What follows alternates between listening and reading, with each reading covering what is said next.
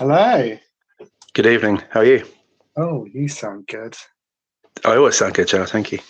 Well, you do, but this particular occasion, microphone only. You might be too loud. You might be too good. I'm gonna have to update my tech. You Uh, got it, you got it working then? yeah, I couldn't get it working last month because I plugged it in the wrong way around. Amazing. I didn't get mine working today because I hadn't plugged the receiver in. That would also help. Yeah, We tricky, might isn't it? Technology. we might be getting old. Hi, folks, and welcome to Aches and Games, a relaxed monthly check-in between two slightly older British friends, talking gaming and whatever else comes to mind. We've been playing so long that Indy thinks we belong in a museum, and you'll currently find us on Xbox, PlayStation 5, plus a bit of PC and Nintendo Switch action.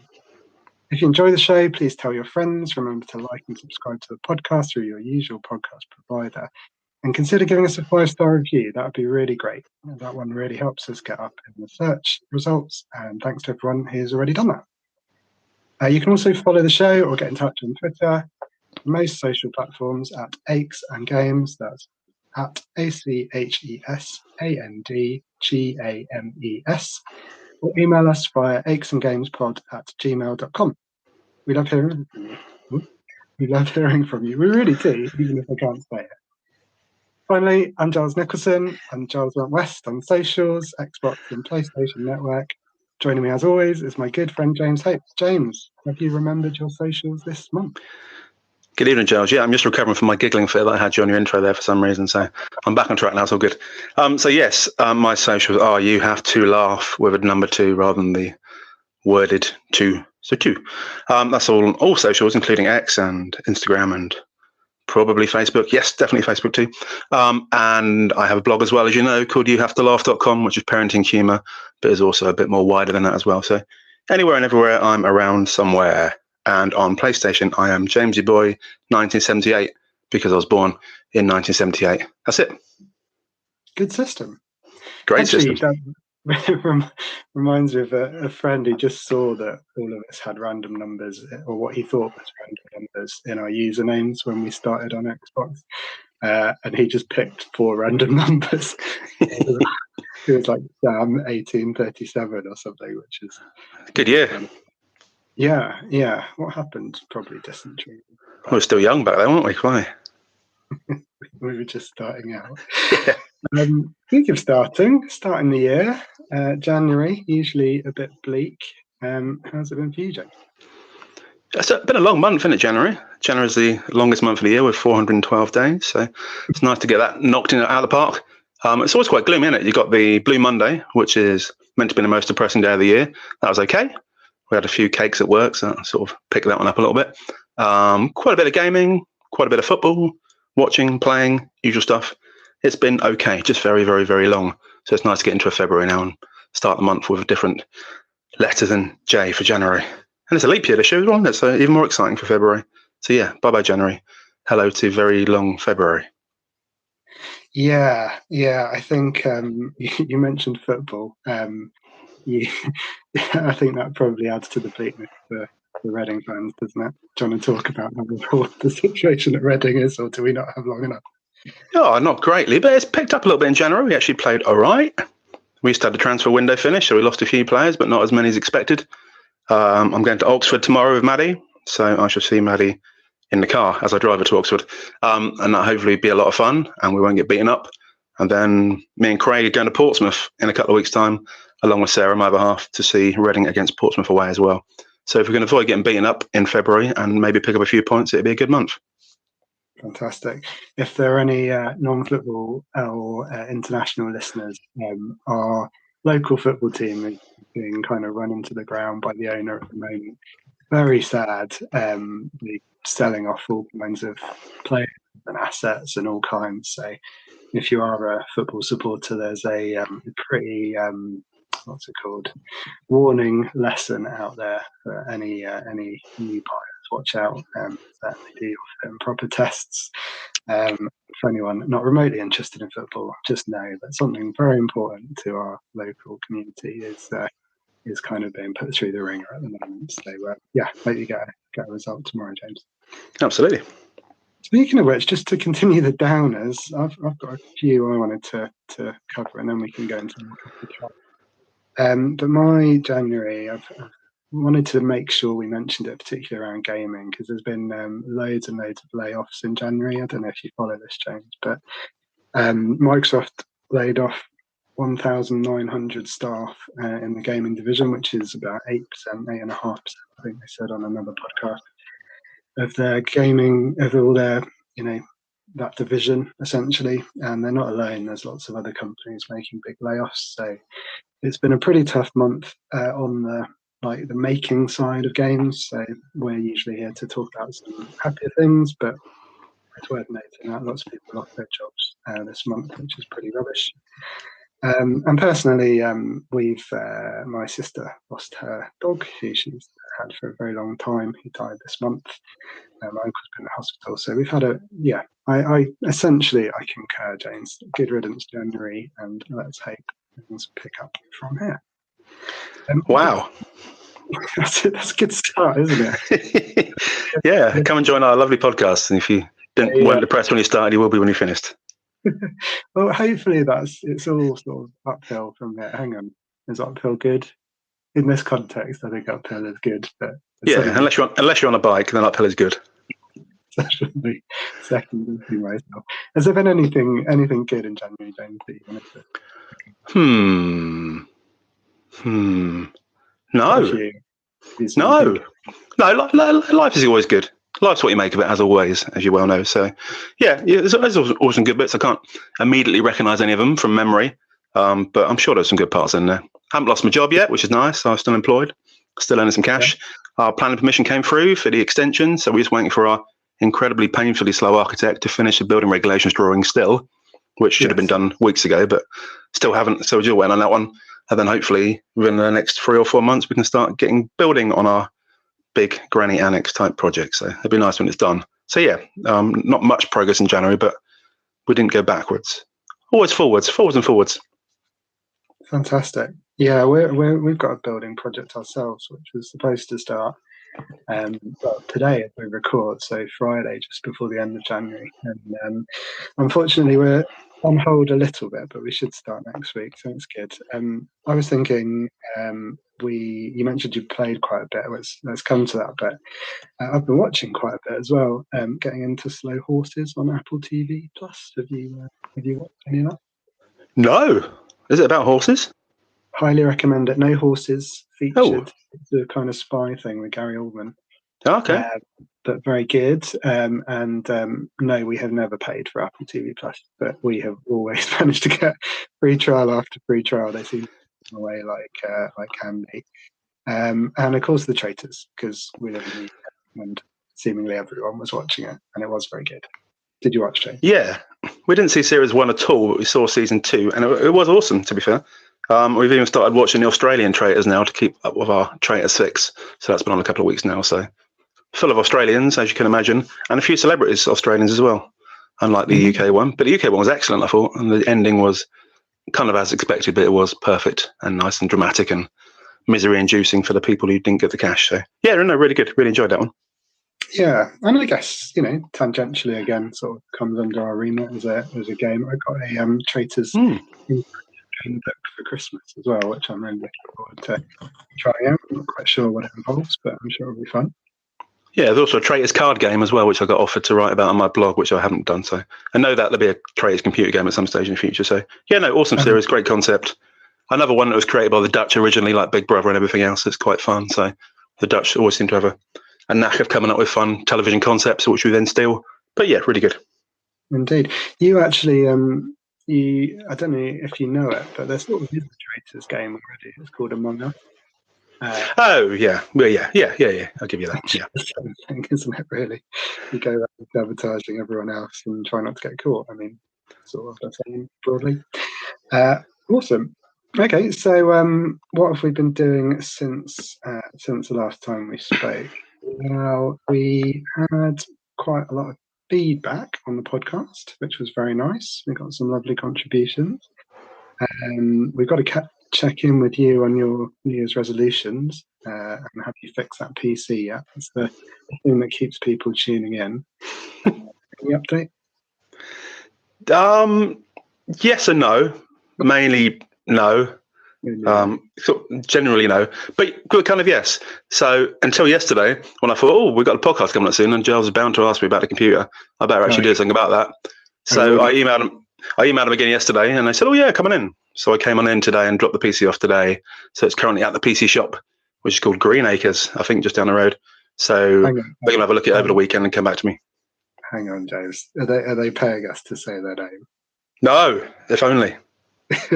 we really need to get tighter on this. It's a generic computer repair shop unless they pay us.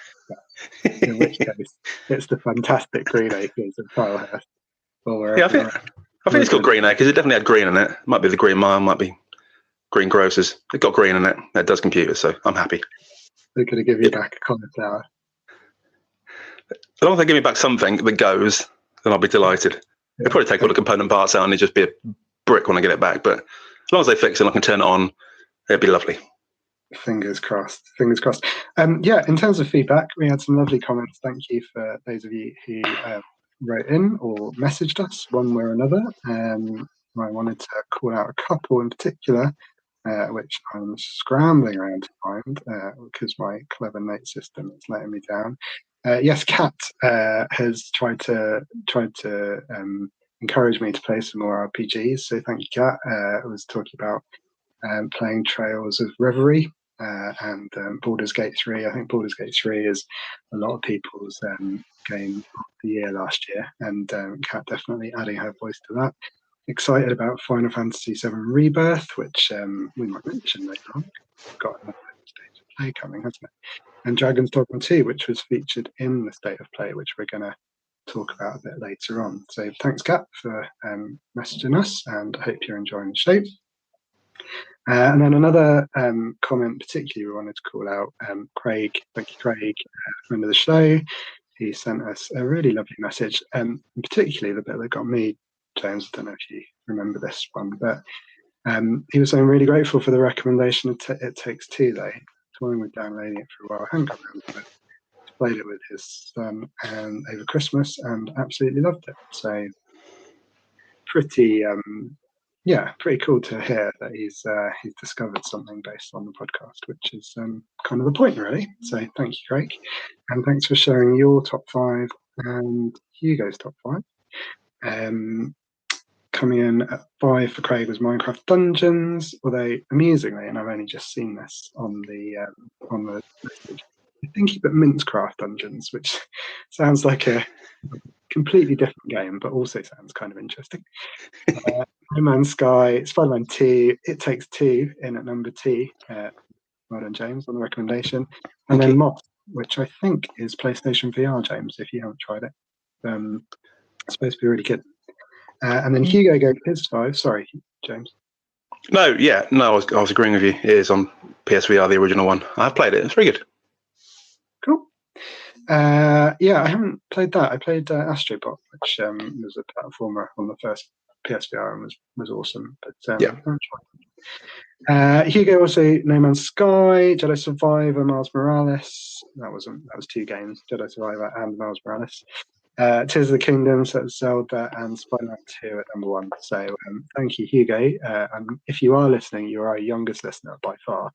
But we are very, very grateful for your recommendations. So thank you for anyone who messaged us, and keep those messages coming. And that's why we try not to swear too much, because there might be children listening. Yeah, that's true. And we're kind of generally quite polite people, aren't we? I mean, yeah, a couple of my team's calls earlier today, but they deserved it.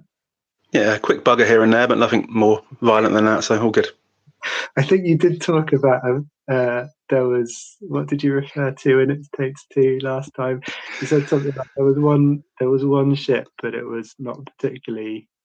Yeah, it's a solitary shit. You can't complain about a one-off swear word in the game particularly. No, that's just the impact. I would say. Yeah, everyone needs a shit every now and again, so it's understandable. Also, good health advice. But anyone who isn't partaking in that, they really need to.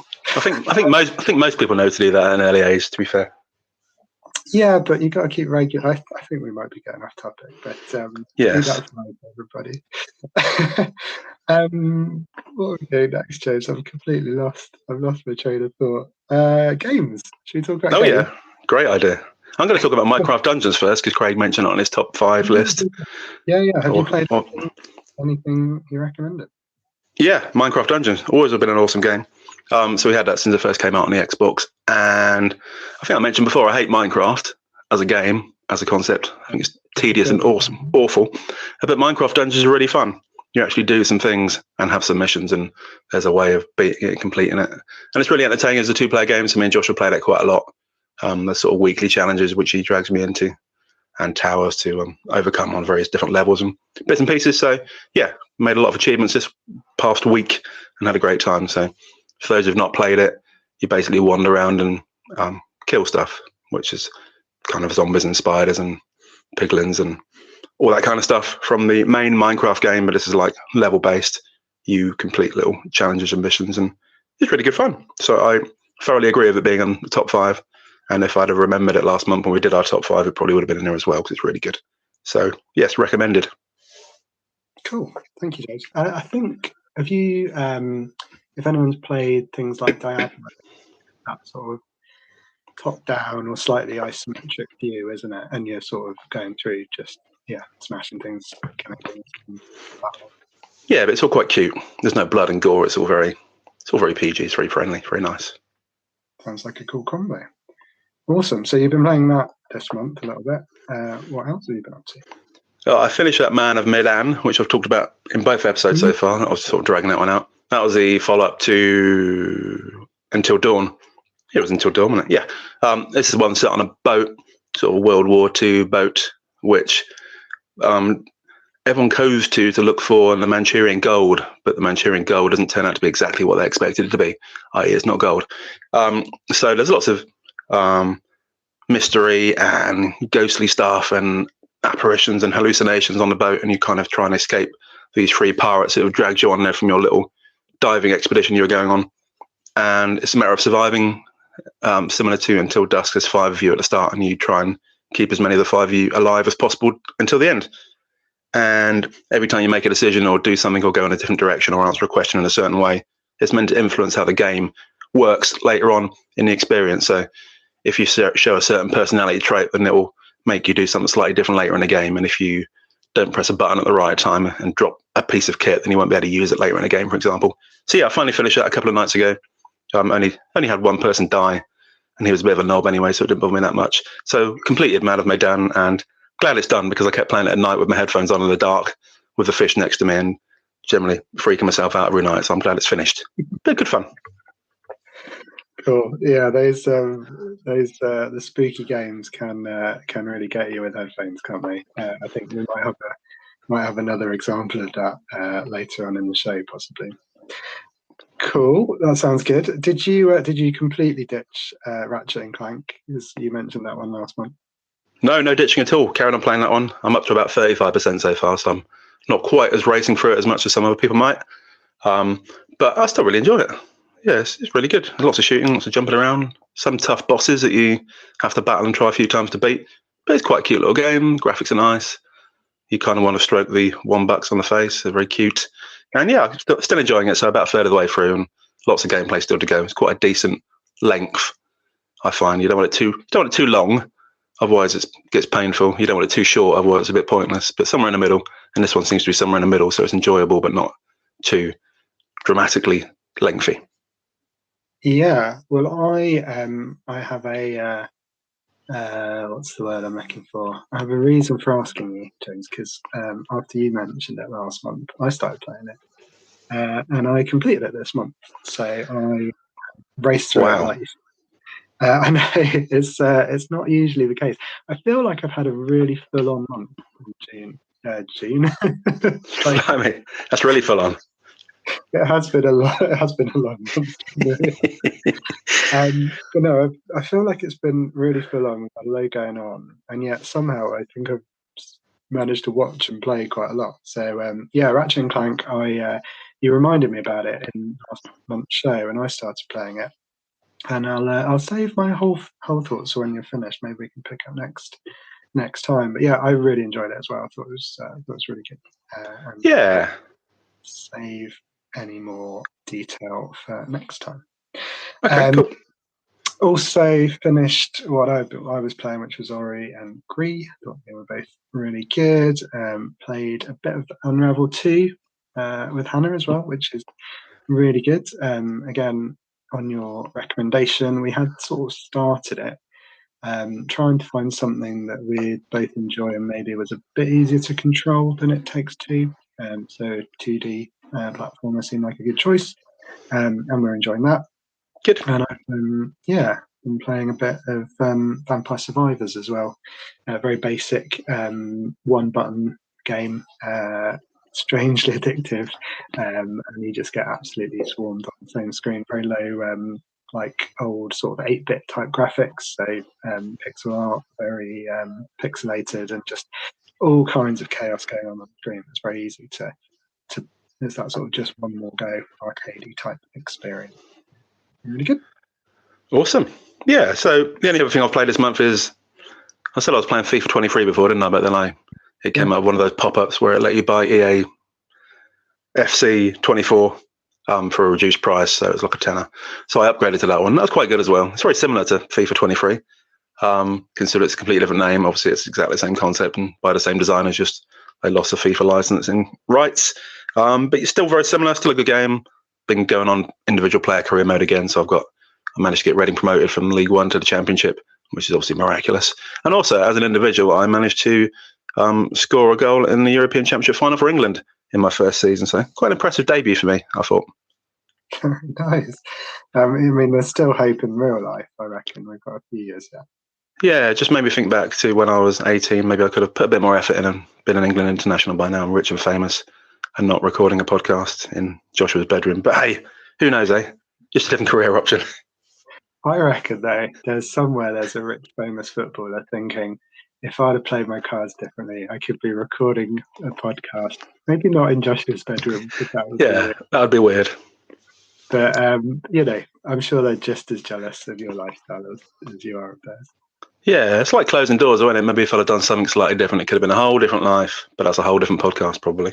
Maybe we'll come up with a Closing Doors podcast one day, G. Do you mean closing doors, or do you mean sliding doors? Either. Closing Doors was a bit more niche, a bit more indie, but sliding doors, yeah, it's good as well. Yeah, both were. I felt very pedantic today. I'm sorry. Today? The last 45 years, you've been very pedantic. Yeah, it is actually, as listeners will probably already be able to tell, it is my life. I've always been pedantry. Hannah will testify that the grammar pedantry is still, unfortunately, very much alive in 2024. Disappointing. Well, I'd like to think it's just keeping standards, but again, maybe grammar podcast is even more niche than two old guys talking about it. Maybe. I'm also going to briefly mention Sackboy because Craig mentioned it as his recommendation for playing Sackboy as a 2-player game. And me and Joshua tried that for a couple of days earlier this week. Had a really busy week because I knew the podcast was coming on. I thought I really need to get some stuff done. So we played Sackboy on the PlayStation 5, and that was really good. Good fun. Worked our way through a good few levels of that one. Both had a good time. Again, nice and simple. Nice little concept. Fun that you can customize your character and change your color and change the sack to a different format and put a pinata tail on and all that jazz. And yeah, not massively difficult at the first. There's a nice little introduction level. And like I said, it's very cutesy, very straightforward, and a nice game. So thank you, Craig, for recommending Sackboy. I still need to move on to Ultimate Chicken Horse, but you've got to actually pay for that one. And I'm loath to pay for things, so I have to try that one out when I'm a bit richer. When the podcast really takes off and we start going on Oprah, we can afford to buy Ultimate Chicken Horse. You get a chicken horse. You get a chicken horse. You get a chicken horse. That's, again, just how my brain works. So if you've got no idea what I'm talking about, just Google it. I'm not entirely crazy, although probably won't find anything now. I'm just excellent. Partially crazy, not entirely crazy. Yeah.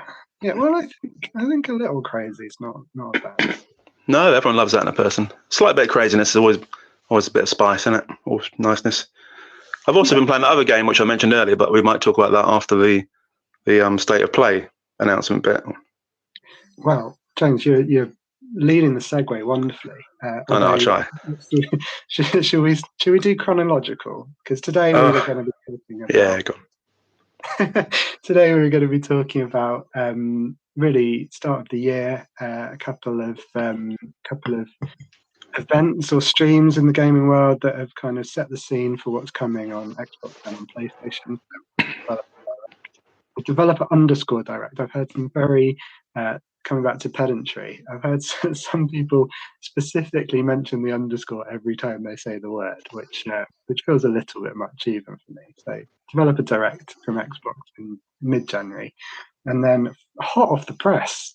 If we want to really ride that sort of algorithm, we should probably keep in the title, but the state of play reactions. Yeah. From Wednesday night. So, what did you think in general, James? Before we get into the detail, because this is not something you would normally do, is it? Watch these things. What do you think? Compare the two. How rude. No, I'd never heard of them before until you mentioned it last week. So yes. So I didn't watch either of them, but I did look up the details afterwards in case you wanted to talk about them, because I'm always keen on doing my research and like to play a full role in whatever I do. And they're both quite interesting, actually. I prefer the state of play one, I think, because it wasn't just specific games developed for that specific console. There's a wide range of stuff. So there's more stuff on the state of play bit for the year. But the Xbox, whatever you call it, developer underscore something, was good in that the preview videos are longer and it was covered in more detail. So they both had their merits, both had some really good games coming up. So yeah, it felt nice to sort of almost be ahead of the time, because I don't generally have any interest in what's coming up, and I play it after it's been out for a couple of years and feel really out of date. But now I'm doing a podcast, it feels like I need to be bringing my A game. So it makes me feel like I'm in a good place now that I've watched both of those. Excellent. I feel like I'm getting a real insight into your last minute cramming before. Oh God, he's gonna ask me about the PC. I'm gonna take it. Like the week the podcast is just full of homework. Sorry about that. Yeah, I don't play any games at all for the first 28 days of a month, and then suddenly I cram them all in for the last 3 days before the podcast. Yeah.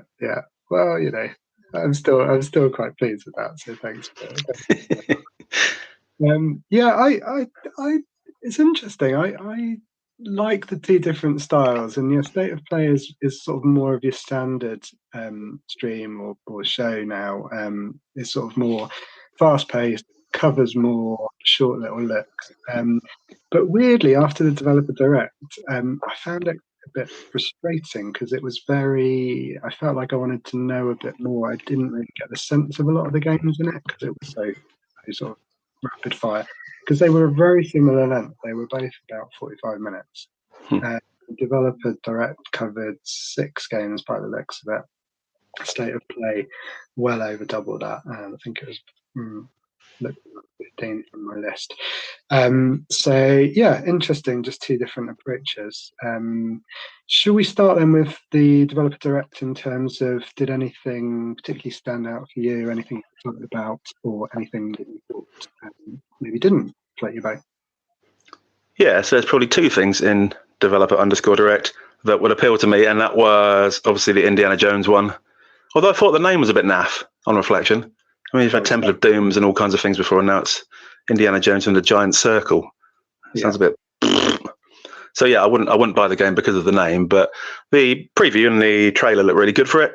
Obviously, you can use a whip for doing lots of different things, like traveling around and obviously whacking people, but also getting around the gaff using your whip. So that's quite fun. Obviously, the graphics is awesome. It looks a lot like Harrison Ford, as you would kind of expect. So it looked like it's got a lot of potential. So looking forward to that one when it comes out later in the year. Obviously, me and Sarah played Uncharted quite a lot before, which is loosely based on Indiana Jones in a different kind of style and format. So it'd be nice to get back to the original. So that does look quite fun. And the only other one from the 6 that I'll be interested in is that Our History Untold, which is on PC Game Pass when it comes out. And it's a sort of a city builder. So you can start your career by the look of it in different parts of the world with different leaders from the past. So yeah, like George Washington, for example, if you wanted to do the American bit, and you can run your place in however you feel the urge. But it looks like it's a sort of a real-time turn-based type strategy game, which I don't play a lot of. So a bit like Civilization in the old days, where you do something and then all the other players/AI players do their bit, and then it will impact on you depending on what you've done in the last one. So it looks quite fun. Graphics again look good. You can do different parts of the world. It's got the Eiffel Tower in it, so that looks quite fun. So those two for me are the only interesting ones. The rest of them not as much up my street. What about you, G? Yeah, really interesting, because I have to say, as soon as I saw Aura, I was like, that strikes me as a James game from what you were saying in your kind of review of the last episode. I completely agree about Indie. I was very excited. I've also, it's by a company called Machine Games, and they've done a couple of recent Wolfenstein games. So they're first shooters, but they're very kind of Saturday morning pulp action. Although you wouldn't put them on in the morning because they're quite child friendly. But they're really good, like roller coaster first person adventures, like really sort of action set pieces, but really sort of storytelling built into there really well. So it just strikes me that there is a perfect fit for indie. And yeah, I was really excited for that one. The one that surprises me a bit that you're not into is Hellblade 2. Have you haven't played the first one, I'm guessing? No, maybe I would be into it if I knew what it was, the original. I'll look into it one day when I get a spare 5 minutes for the next podcast. Yeah, it's worth it. It's the first game's quite short, and by the sounds of it, the sequel's not going to be much longer. It's sort of 6 hours ish, so not too plated, and it's really clever use of binaural sound. So you put on headphones, and the protagonist Senua has got psychosis, so she hears both encouraging and discouraging, I guess, voices in her head, and you hear them around you, whispering in your ears, sometimes, supportively, sometimes kind of making you question yourself. And it's not got the action of something like a Last of Us, but it has got the sort of story chops for me. And knowing how much you like that series, I think you might really like it. You might not. So it'd be really interesting to hear what you think when you get to it. I promise I'll get to it, G. I won't bring it up next month unless you do. Okay. Okay. Yeah, quite excited for Avowed as well. Just because Obsidian, who make it, did the Outer Worlds, which was a really good RPG, and they're a bit smaller. So rather than the sort of 100-hour epics, which tend to just intimidate me a little bit, Outer Worlds was more like, I think, about 20-ish. And apparently Avowed is quite similar, so it's sort of whereas Outer Worlds was more sci-fi, Avowed is more sort of fantasy, and that looked good to me. But yeah, it was a much sort of smaller show. I think for Xbox, it's one of a series of shows that they do in the year, and I think it did exactly what it was supposed to do, but yeah, didn't cover the ground that this week's State of Play did. So should we move on to that one? Yeah, just going back though, what do you think of the name Indiana Jones and the Giant Circle? Does that float your boat, the name? Terrible. Yeah. But so my first reaction was, that's awful, but it's awful, I think, in a really bland way. Is it giant, or is it great, or is it is something like that? The Great Circle. Yeah, it's just. I wrote down. Yeah, you'd have thought like Ring of Doom or Ring of Fire or Circle of Death or something, but the Great Circle sounds a bit bleh. It makes me think of the Lion King. Yeah, the Circle of Life. Yeah, very immediate. And actually, Indiana Jones and the Circle of Life would be a much better. Good crossover. Yeah. Maybe that's the terrible name. Yeah, it does explain in the trailer why it's a circle, and do a little drawing showing all the important statues and wonders of the world are all mapped onto a circle on the globe, and that's really exciting. But from that, you thought they might have come up with a better name for it. But hey ho, if the game's good, we'll forget about it, I'm sure. Yeah. Have you? You just made me think. Has anyone tried to like fact check that? Because I would imagine it's total ball. But if it is by coincidence that you can manage to fashion a circle out of the big landmarks, that would be pretty cool. That would make me more interested and more. Yeah. It looked like quite a flat circle as well when he drew it. It wasn't a traditional circle. It was very much an oval. So it's more like the slightly interesting oval. Indiana Jones and a slightly interesting oval. We'll call it that instead. Much better. There's the sequel. I'm thinking, were you in the same class as me? I can't remember who it was. He talked about parabolas at school many years ago. We got very excited about the parabola for some reason. But again, I'm losing the audience, so I'll move on. Right, state of play. How was state of play? Yeah, well, as you know, I'm more of a PlayStation kind of guy than an Xbox kind of guy. Yeah, I've mentioned that before. But yeah, there's some good PlayStation stuff coming out. Again, it wasn't covered as in depth as the Xbox stuff, but there's some nice little bits on there. Silent Hill 2 is coming out soon. I've never actually played Silent Hill 1, interestingly, but I have played, and it's a bit of referencing earlier, Silent Hill, The Short Message. So that was a free download that they launched on the 31st of January. It's like a 2-hour short form version of Silent Hill, but with like a new character who... It's a really miserable game. I've been playing it the last few nights, and it really is utterly miserable. So like The Last of Us, where it's generally miserable, but there's some light-hearted moments, and you play a guitar and have some fun. This one is just unadulterated misery. It's all about memories and suicides, and I keep putting up suicide warnings throughout the game, saying if you're triggered by this, ring up this number in case you feel like you're suicidal after playing it. Oh God, it's not the greatest introduction.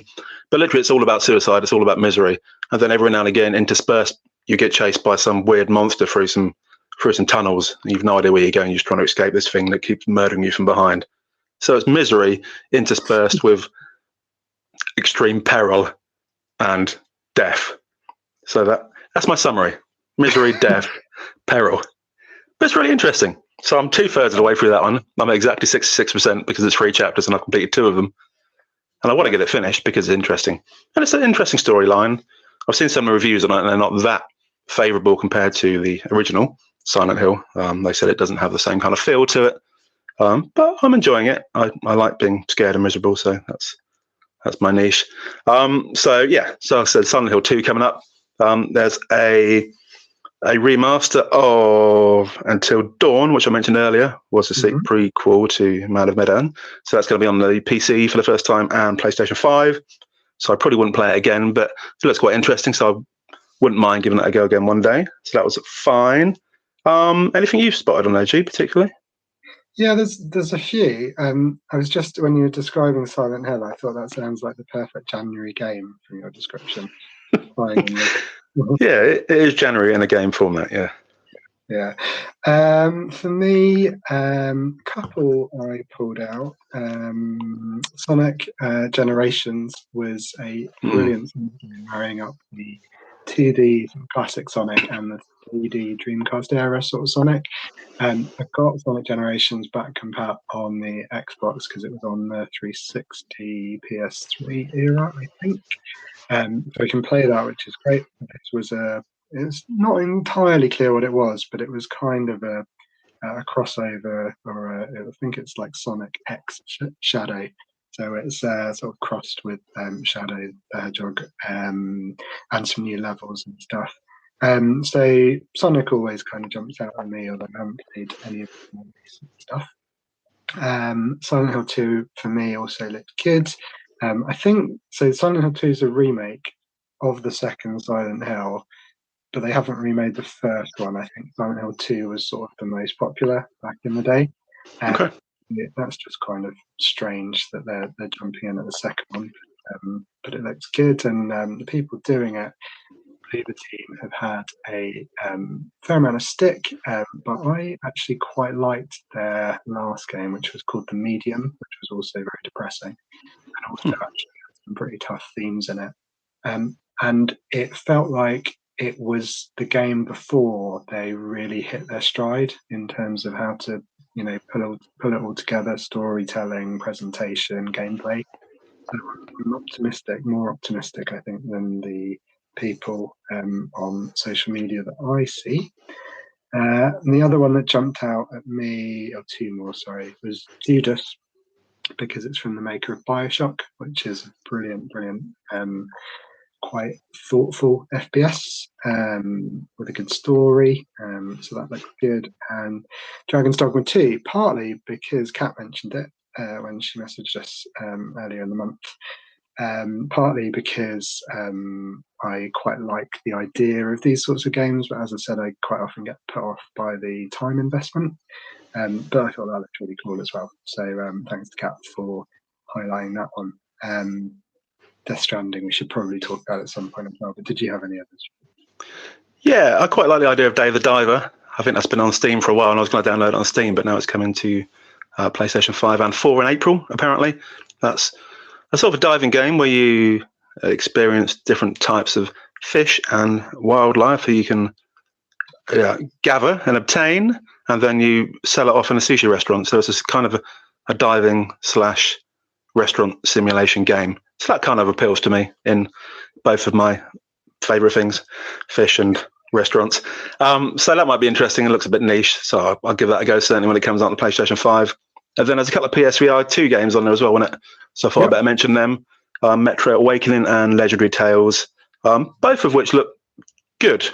I'm not a massive first-person shooter type person generally, which seems to be what Metro Awakening is. And Legendary Tales, you have different weapons, and you can... It looks really high-tech when you see the trailer for it. The sort of the graphics and the animation and the way you can interact with the different characters, and you can make spells and do different things and bits and pieces. So I'm not sure if they're going to be my types of games, but they're the only two PSVR 2 games mentioned on there. So I thought I'd just flag them for people who are into that kind of thing, because they look great, but whether I'll enjoy them or not, time will tell. Whether they make me feel motion sick as well, also time will tell. But I'll probably give them a go when they come out. Excellent. Yeah, a couple of things on that. Dave the Diver, the thing that jumped out to me was there's a Godzilla DLC. Yeah, that looked good. Which just fantastic. If you've not seen the trailer or the stream, if you're listening, have a look. It's amazing because Dave the Diver was on a lot of people's kind of Game of the Year type shortlist last year. Apparently, it is pretty good, but I don't think anyone saw Godzilla coming. And no one ever does, though, do they? Well, he's quite big. You should really. He is a big lad, to be fair. Yeah. And then the VR thing, I thought again just was interesting because I feel like Sony really need to support the PSVR a little bit more, because whoever has bought one and invested in it, they're currently from the first-person studios. They got the Horizon game at the start. I think they've got a couple of kind of remakes or sort of upreses from the first thing, but it just does feel like, so hopefully maybe they've got a VR specific state of play coming, because they do sometimes do that, and maybe this was just a taster. Were there any more on this, James? I wanted to quickly talk about Death Stranding 2 at the end, but anything else? No. Oh, I might have lost you, James. You've gone quiet. I'm going to fill just in case and talk about Death Stranding. But if you can hear me, then... Can you hear me now? Yeah, you're back. Oh, that's weird. I wonder where I went. I was going to say there's some games coming out later in the year that weren't mentioned in either of those two things, which look quite interesting. So I'll mention them in a bit. But no, those are the only things that jumped out to me by those two developer bits.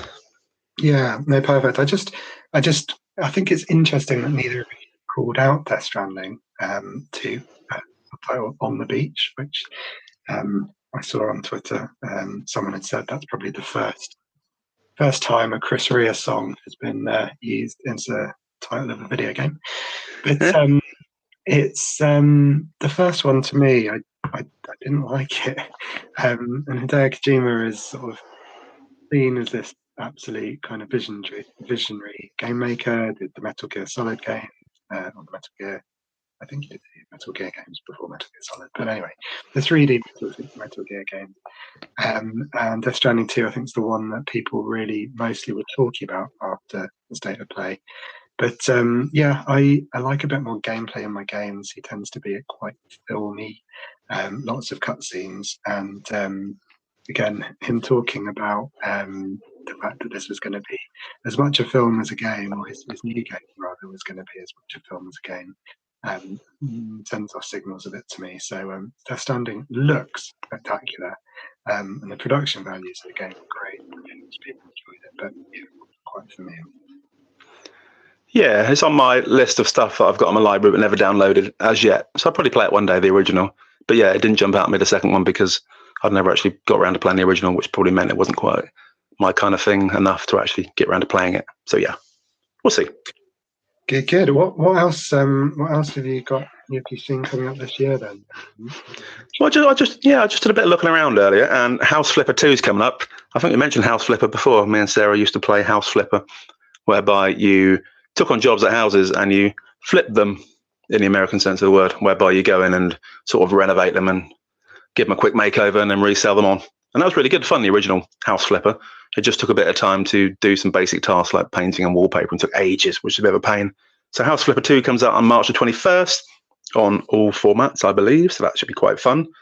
The legendary Alone in the Dark is coming out on March the 20th.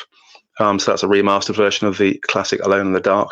So that was Sarah's favourite game when she was growing up, Alone in the Dark. So we'll probably give that one a poke when it comes out in the middle of March. And then you've got Star Wars Dark Forces. That's another remaster of a really old game. That's coming out February the 28th. So again, me and Josh are both quite into Star Wars, so we'll probably give that one a poke and see how that goes.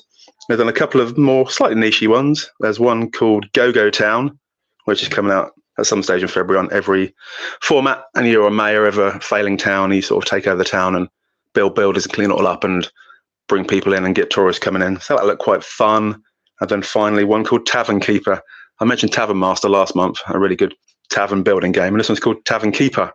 And it's made by the same people that made Game Dev Tycoon years ago, probably like 10, 15 years ago now. I used to really like Game Dev Tycoon. But this one's completely different. You again set up a tavern similar to Tavern Master, but it looks really interesting. And you're meant to have different weird characters coming in and you're meant to support them through whatever they're going through, whilst also designing and building a tavern and all that kind of stuff. So those 5 games all look quite fun and all sort of my kind of thing. But none of them were mentioned on any of the preview shows unless they were in a previous one from last year. Yeah, no, it's always weird what they choose to go with, because certainly on the Xbox side, I think they've probably got a couple of other things in their chamber for this year, and there's certainly a lot of big third-party games coming. You mentioned Star Wars. There's a game called Star Wars Outlaws coming from Ubisoft. Okay. Looks really good as well. It's a shooter, but it's third person, and that looks really, really impressive so far. And I'm not always a big fan of the formula. I find it a bit samey, but yeah, Star Wars Outlaws, the last time they did a trailer for that looked really good. Cool. I was just say also another big brand one, Tomb Raider 1 to 3, the remastered version is coming out on PlayStation 5 and everywhere else on February the 14th on Valentine's Day. So that'd be a nice Valentine's gift for your loved one if they enjoy playing Tomb Raider. So again, from the trailer, it looks really good. And obviously Tomb Raider is an awesome game from years ago. So the first 3 all together in one remastered pack would be quite fun if you've never played them before, or if you want to see how much better they are on the current gen consoles. So that's February the 14th. So loads of big name games coming out that I've not read much about until the last couple of days. Because the podcast is coming. Yes, absolutely. Excellent. I actually downloaded like a remaster of the original Tomb Raider. It's called Tomb Raider Anniversary. Yeah. Through games, what are they called? GOG, anyway, GOG. I think it's good old games, maybe, but they're having a big sale on at the moment. So if you're on PC, or if like me, you've got one of the handheld PCs, there's a few things to pick up for like 2 or 3 quid like that, which I enjoyed shopping that sale and picking up some memories, hopefully, to play through again. But yeah, the remasters of the Tomb Raiders, I think they've got modern controls as well, so easier to make your way around, and should be really good fun. Excellent, thanks, James. Good suggestions. Also, whilst you mentioned the word controller there, G, I read that Xbox are looking at bringing out a a controller more similar to the PlayStation controller. I know in the first episode we talked about how much better the PS5 controller is to the Xbox One, and you disagreed. But it looks like Xbox will bring out a specialized one later in the year that has the haptic feedback and various other bits and bobs, and doesn't have batteries, actually has built-in chargeability.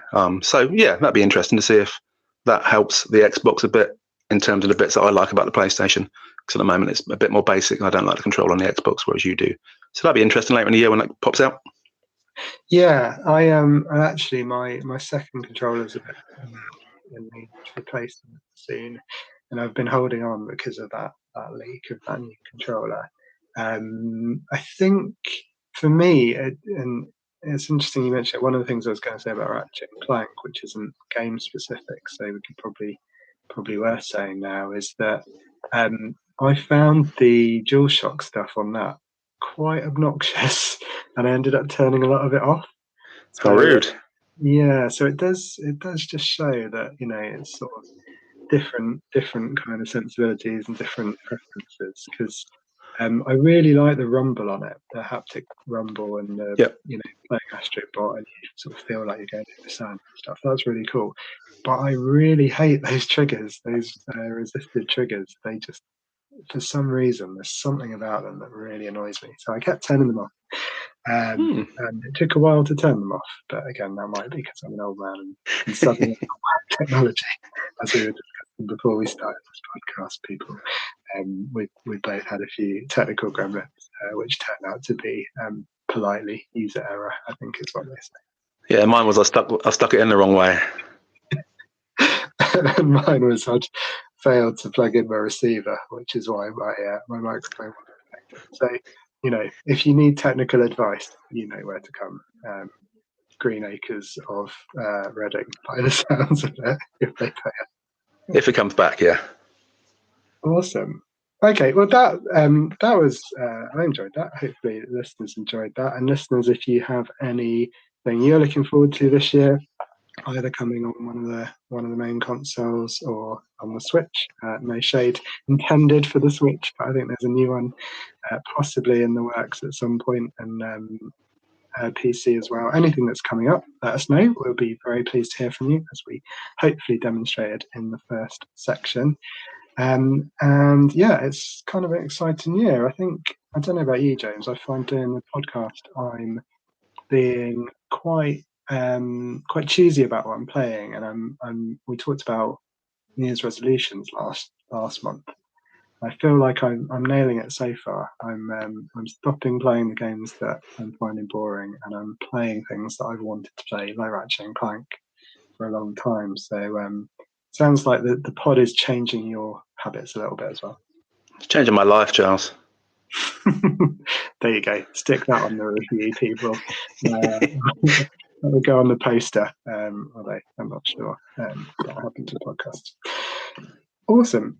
Right. Well, I think that's the show, James. Unless you had anything that we've missed, I'm scanning back through our running order.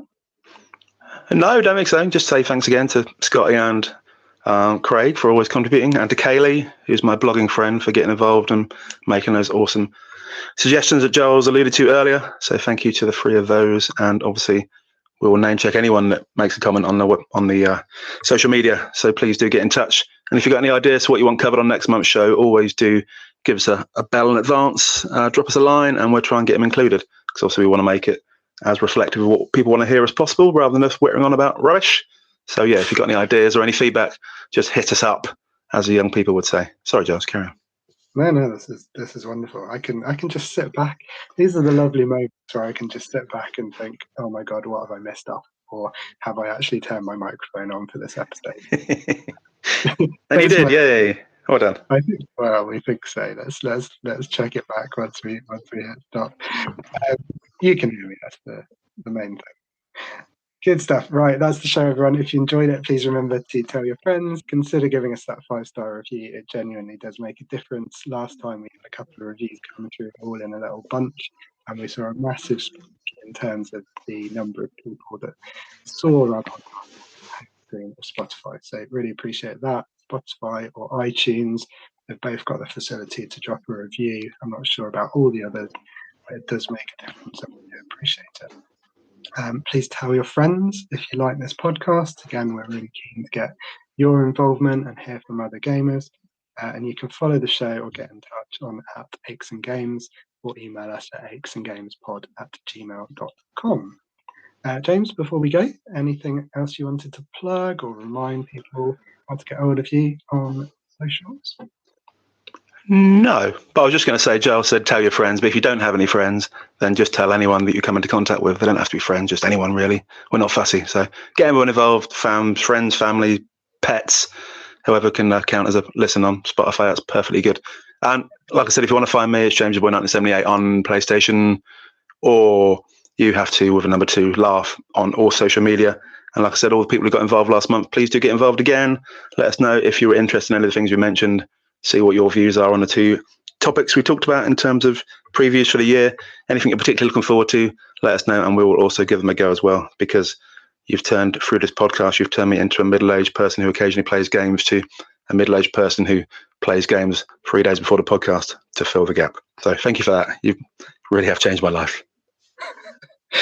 Excellent. Well, I can't top that. I'm Giles Nicholson at Giles on various socials, Xbox and PlayStation Network. And we'll see you next month, landing as always the first Monday of the month for more Aches and Games. Cheers. See you later.